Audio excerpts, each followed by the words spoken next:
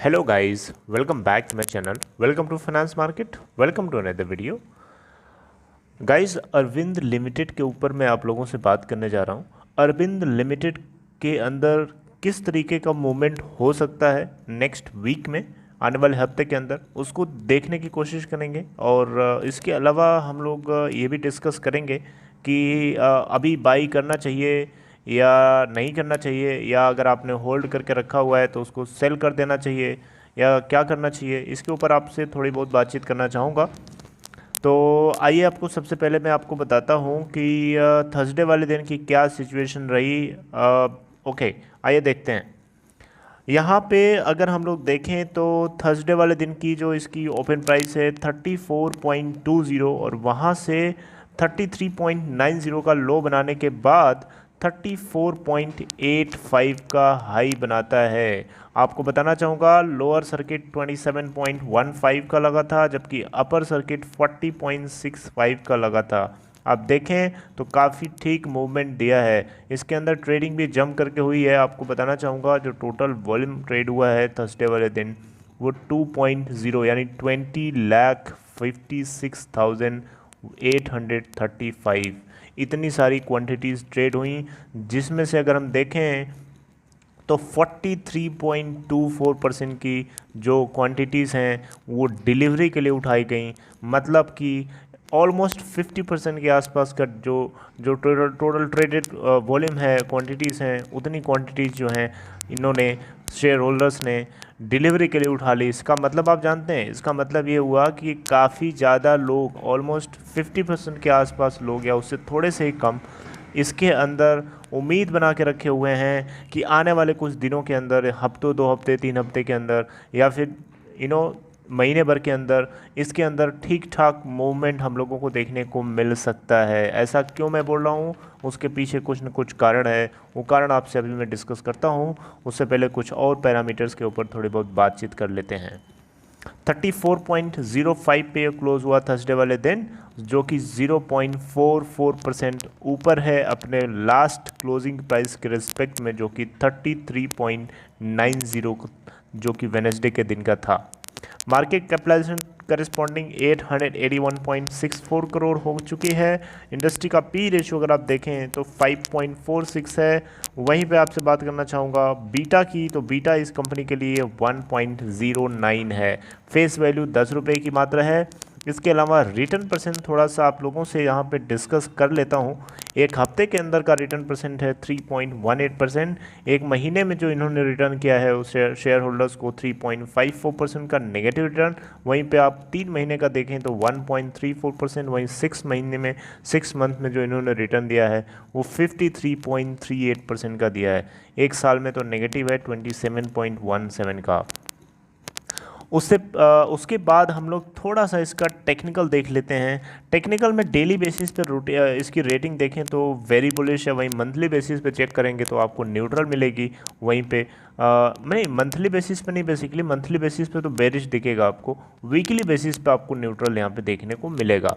Resistance और support level की भी मैं अभी बात करूँगा आपसे, उसके ऊपर अभी मैं लेके चलता हूँ। उससे पहले आपको यहाँ पे बताना चाहूँगा स्टेक होल्डिंग पैटर्न। अगर आप अरविंद के अंदर इन्वेस्टेड हैं तो मुझे ऐसा लगता है कि आप थोड़े से समझदार टाइप के इंसान हैं, क्योंकि यहाँ पे जो है अरविंद लिमिटेड के अंदर आप एफआईआईज़ का डेटा भी उठा कर देखेंगे। मार्च क्वार्टर का हमारे सामने अवेलेबल है, तो जिसमें एफआईआईज़ के पास 15.8% का डेटा है।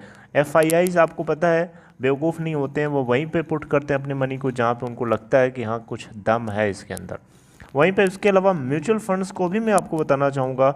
मार्च 2020 क्वार्टर के अंदर 9.6% के आसपास यहाँ पे क्वांटिटीज़ हैं म्यूचुअल फंड्स की। अब जून क्वार्टर का डेटा अभी यहाँ पे अपलोड नहीं हुआ है, उसके बारे में देखना बड़ा इंटरेस्टिंग होगा।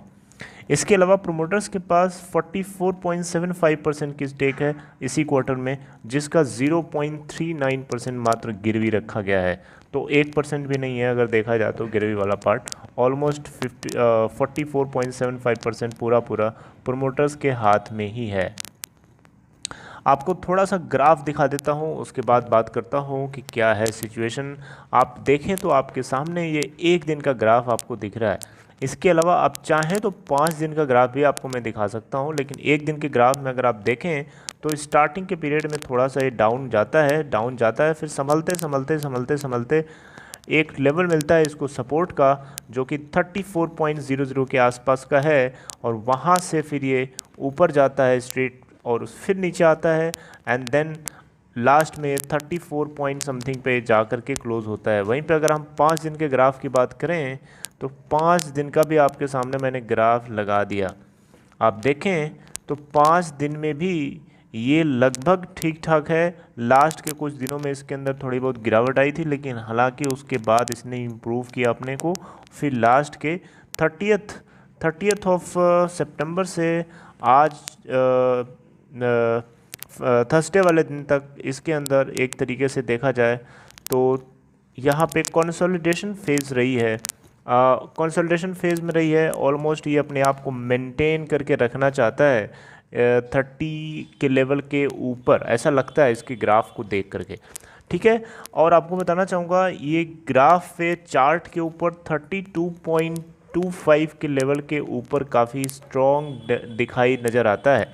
वहीं पे अगर हम अपर कैप की बात करें तो 36 के लेवल से ऊपर इसको थोड़ा हाई रेजिस्टेंस फेस करना पड़ सकता है, इसलिए थोड़ा सा इसके लिए मुश्किल होगा। हालांकि सीजन जो है आपको बताना चाहूँगा, फेस्टिवल सीज़न आने वाले हैं, कंपनी के बिज़नेस में बूम हो सकता है, तो वो लेवल भी क्रॉस हो सकता है। उसके लिए मैं यहाँ पे प्री अनाउंसमेंट अगर करता भी हूँ तो गलत भी हो सकता है, ठीक है। अब आपको बताना चाहूँगा यहाँ पे रेजिस्टेंस और सपोर्ट की, तो रेजिस्टेंस लेवल फर्स्ट इसको से सपोर्ट यहाँ पे मिलेगा वो 34.63 का, हालांकि 34.85 का हाई भी बना चुका था, आपको बताया है मैंने अभी थर्सडे वाले दिन। रेजिस्टेंस लेवल 2 की बात करेंगे तो रेजिस्टेंस लेवल 2 35.22 के ऊपर है, और थर्ड लेवल ऑफ रेजिस्टेंस जो इसको फेस करना है वो 35.58 के ऊपर है। वहीं पे अगर हम बात करें सपोर्ट की तो सपोर्ट लेवल फर्स्ट जो इसको मिलेगा 33.68 पे, और उससे नीचे जो दूसरा सपोर्ट इसको मिलेगा वो 33.32 पे, और उससे भी अगर नीचे आता भी है तो 32.73 के ऊपर इसको तीसरा सपोर्ट मिलेगा। यानी आप देख सकते हैं कि 32.25 का लेवल जो मैंने आपको बताया, जिसके ऊपर ये काफ़ी स्ट्रॉन्ग दिखाई देता है। हालांकि ये चीज़ गलत भी हो सकती है, because this is market, anyone can be proved wrong. अब बात करते हैं कुछ न्यूज़ की, कुछ अपडेट्स की। तो कुछ अपडेट यहाँ पे खास तो नहीं है, लेकिन खास भी कह सकते हैं आप।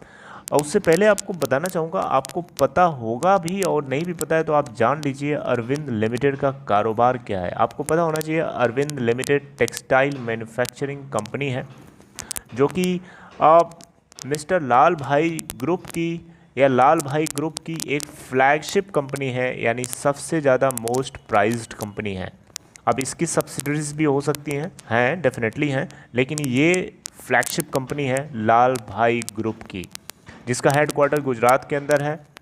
और ये करती क्या है, कॉटन मैन्युफैक्चरिंग करती है, कॉटन नहीं, कॉटन के बने हुए शर्ट्स को मैन्युफैक्चरिंग करती है, denim, nets and bottom weight fabrics, मतलब गारमेंट से जुड़े हुए जितने इनके प्रोडक्ट्स हैं वो काफ़ी लार्ज स्केल पे मैन्युफैक्चरिंग होते हैं। और आपको बताना चाहूँगा आने वाले कुछ दिनों में फेस्टिवल सीज़न चलने वाले हैं, शुरू होने वाले हैं, स्टार्ट होने वाले हैं। तो आप अगर देखें तो इन सारी चीज़ों की डिमांड बढ़ जाएगी। लोग, हालांकि कोविड-19 की वजह से उतना ज़्यादा बूम नहीं करेगी मार्केट, उतना ज़्यादा लोग यहाँ पे बाइंग नहीं करेंगे, लेकिन फिर भी बाइंग तो होगी ही, क्योंकि यहाँ पे लॉकडाउन हटाया जा चुका है। आपको पता होना चाहिए अनलॉक